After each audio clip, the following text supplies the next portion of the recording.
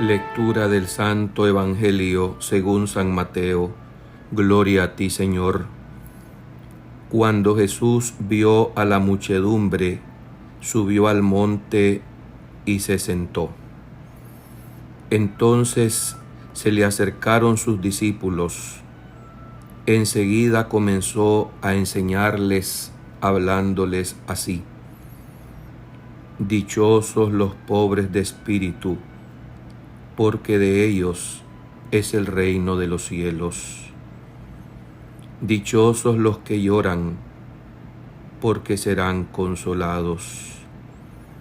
Dichosos los sufridos, porque heredarán la tierra. Dichosos los que tienen hambre y sed de justicia, porque serán saciados. Dichosos los misericordiosos, porque obtendrán misericordia. Dichosos los limpios de corazón, porque verán a Dios. Dichosos los que trabajan por la paz, porque se les llamará hijos de Dios. Dichosos los perseguidos por causa de la justicia, porque de ellos es el reino de los cielos. Dichosos ustedes cuando los injurien, los persigan, digan cosas falsas de ustedes por mi causa. Alégrense, salten de contento, porque su premio será grande en los cielos. Pues de la misma manera persiguieron a los profetas que vivieron antes que ustedes. Palabra del Señor. Gloria a ti, Señor Jesús. Por este santo evangelio se borren nuestros pecados. Alabanzas a ti, oh Cristo. Qué programa más conflictivo y difícil de hacer vida. Queridos hermanos, toda persona que busca promoción para alcanzar un cargo en cualquiera de las esferas sociales, política, empresarial o incluso religiosa, pone un programa alentador, un programa que despierte las ambiciones terrenales, que nos prometa bienestar, riquezas, falsas felicidades. Y digo falsas porque esta vida por el pecado es un valle de lágrimas y los momentos de felicidad en ella son fugaces, como lo dice acertadamente la mística abulense Teresa de Jesús. Son confites, caramelos que Dios nos da en medio de tanto dolor y de tanta lágrima que nos toca derramar. Digo que este programa es diametralmente diferente y opuesto a los programas de los reyes, de los políticos y de los líderes de este mundo. ¿Cómo va a ser posible que se le considere dichoso a una persona que es pobre, a una persona que llora, a la persona que necesita consuelo porque está sufriendo?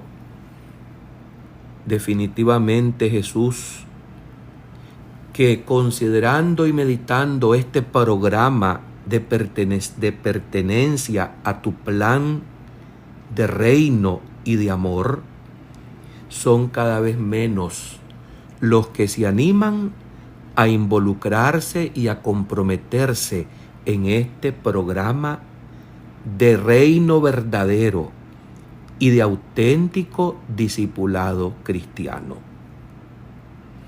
No es posible considerar, según los esquemas de este mundo, dichoso al que está llorando, al que sufre persecuciones.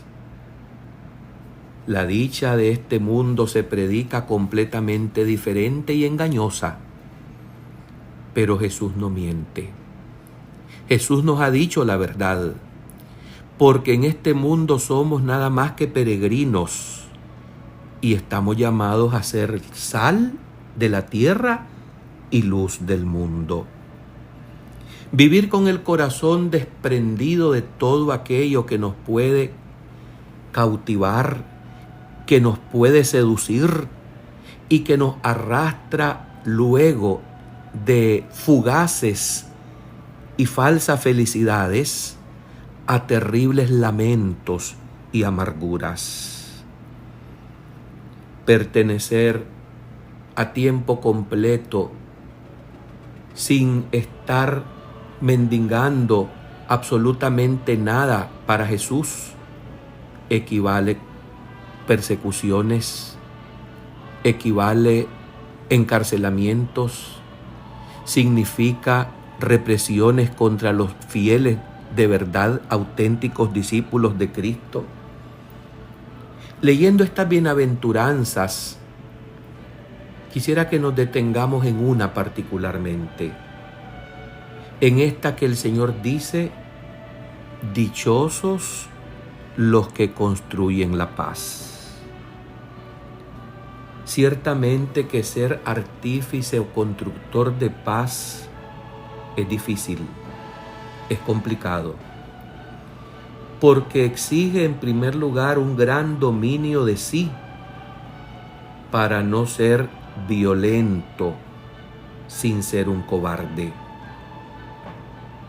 La paz, cualquier precio, no es más que un eslogan irreflexivo. Así es, la paz tiene un precio, y ese precio es el autodominio y el autocontrol de nuestra ira, de nuestros enojos, de nuestros impulsos. Para poder pensar en ser constructores de paz, tenemos que empezar a tener el autodominio, que es tan difícil de poder alcanzar. Definitivamente que entonces, si no logramos este primer paso, podría ser nada más que un eslogan sin reflexión y sin compromiso. Recuerdo que Jesús dijo allá en el Evangelio de Mateo, en el capítulo 10, no piensen que he venido a traer paz a la tierra. No vine a traer paz, sino discordia. Hay oposiciones inevitables y legítimas. Lo primero que tenemos que hacer es enfrentarnos a sí mismos y buscar a través de la ascesis, sobre todo de la oración, de la verdadera penitencia, el dominio de nuestros impulsos y de nuestras pasiones. Esto es una guerra interior que definitivamente muchos son los que ni siquiera la comienzan, ni siquiera la consideran. ¿Qué exige sí en esta bienaventuranza?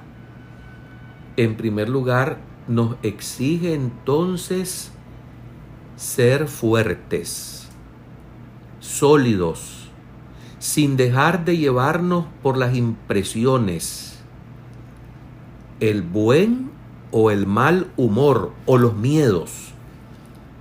Con solo esto, donde alguien así vive, ya se crea la paz.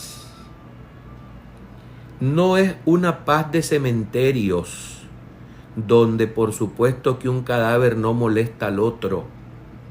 Es una paz entre nosotros en este mundo temporal, que conlleva, como dije, sacrificio en primer lugar personal. La Virgen María, en las apariciones en mi natal Nicaragua en 1980, le dijo al vidente Bernardo: no solamente pidan la paz, construyan la paz. Siéntense, dialoguen, entiéndanse, porque la paz es un don de Dios, pero también nosotros tenemos que buscar cómo irla alcanzando mediante nuestras renuncias a los egoísmos, a las mezquindades y a los cálculos materiales, que son muchas veces las ambiciones, la mayoría de los casos, lo que aleja cada vez más el don de la paz. Esto exige sobre todo amor a este don, un amor por la paz. Hay que atreverse a examinar este punto. Es un hecho, hay conflictos natos. Una persona es diferente a otra. Cada cabeza es un mundo, dice un sabio refrán. Ni los dedos de una mano son iguales. Y esto conlleva diferencias. Esto conlleva roces. Pero siempre, aunque existan personas impulsivas, listas a contradecir, a hacer espíritus de contradicción, nosotros debemos siempre ser puentes y no pared. Muchas veces parece que el idiota calla por ser idiota, y no es así. La persona sensata que aparenta ser idiota es la que muchas veces en un conflicto cede, esperando una oportunidad mejor para poder retomar el tema y volver por el intento de la paz. En un conflicto, la parte inteligente es la que cede. Y sí cede por el bien, por la tranquilidad, por la paz. Pero no significa ceder a la injusticia, no significa ceder a los abusos, a las explotaciones de nuestros hermanos, de los seres humanos. No. Aunque aparentemente quizás se pueda ceder, ha de hacerse nada más temporalmente, esperando juntamente con una actitud orante que el Señor sea el que toque los corazones, porque es el único que puede bajar de sus pedestales a los soberbios y a los poderosos. Así lo canta María en el Magnificat, porque derriba del trono a los poderosos y enaltece a los humildes. Qué difícil es ser constructor de la paz. Saber que Dios nos llamará a sus hijos si buscamos cómo ser puentes de entendimientos y de tener claramente el concepto que todos absolutamente somos llamados a ser hijos de Dios. Que todas las almas se han de buscar y de agotar todos los medios para evitar que se pierdan y para salvarlas.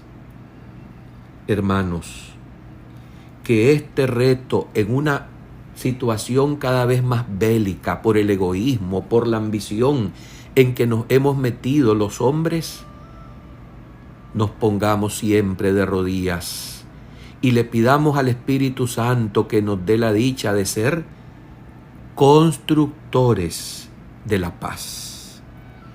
No se nos olvide que lo primero que se nos pide es tener la capacidad de mantener el control de nuestras iras, de nuestros enfados, de nuestros enojos. Hay un santo que dice: puede más una gota de miel que un barril de hiel. San Francisco de Sales. Y saben una cosa, cuando murió este santo y lo abrieron para revisar, para quizás hacer autopsia, se encontraron con que el hígado lo tenía duro como una piedra, porque las contrariedades le iban a pegar allí. Sin embargo, él siempre se presentó con una dulzura que admiraba y un autocontrol que sorprendía. Don del Espíritu Santo. Termino con una anécdota que viví allá por el año 2000, en un conflicto que personalmente me tocó enfrentar y me golpeó duro. Recuerdo que ante terribles acusaciones y calumnias, una vez escuchando estas, el entonces obispo de León, Monseñor Bosco Vivas, solamente escuchaba y miraba fijamente a quien levantaba la voz para suscitar conflictos, tolvaneras, y aquel hombre no abría la boca. Y después que terminaron de acusar, solamente mantuvo la tranquilidad, la serenidad y la paz. No explotó. Pasado aquel momento le pregunté, ¿cómo lograste tener el control de tus impulsos ante tamañas infamias? Y él me contestó, mientras vociferaban y le ponían leña al fuego, yo rezaba el rosario y rezaba las letanías a Nuestra Señora.